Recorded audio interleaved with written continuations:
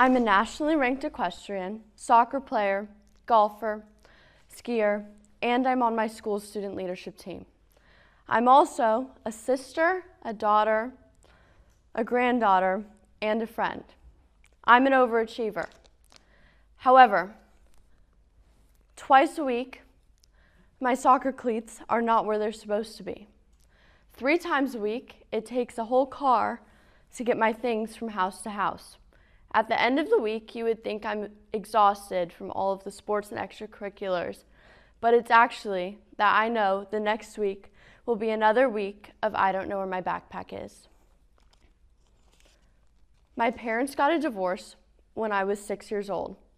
Since then, I've had to grow up and deal with the challenges that come with living in 2 households at once.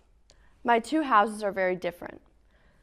When I'm with my dad, I'm with my stepbrothers, my stepmom, and my dog. When I'm with my mom, it's us and the animals, chihuahuas, cats, and chickens. Kids get put in the middle of their parents a lot. I know that there have been times where I felt isolated as a kid and alone. When your parents have challenges, it's hard sometimes to not feel like you have to play the peacekeeper role. I know that I have learned a lot from my experiences as a child of divorce, but I've realized that the only way to do everything is to find balance. Balance to me means feeling like I don't have to pick one piece of my life over another. I can be a focused athlete, but have fun with my friends too.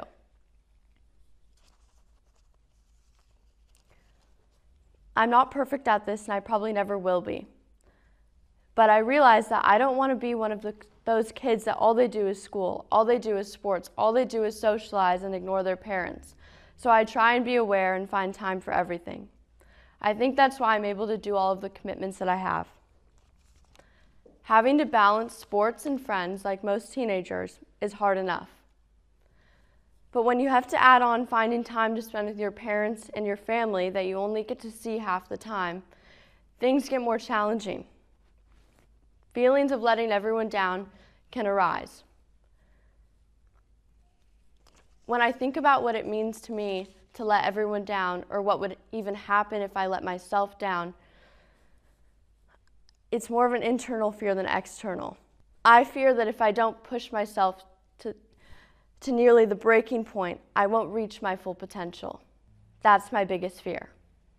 This is common to children of divorce. When I first started writing this talk, I thought I was writing a talk about how kids with divorced parents are forced into developing great executive functioning skills.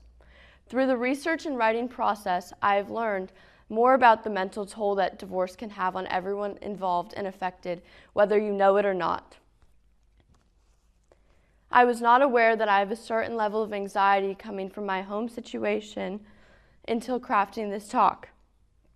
I am not one to dwell on the fact that divorce is hard.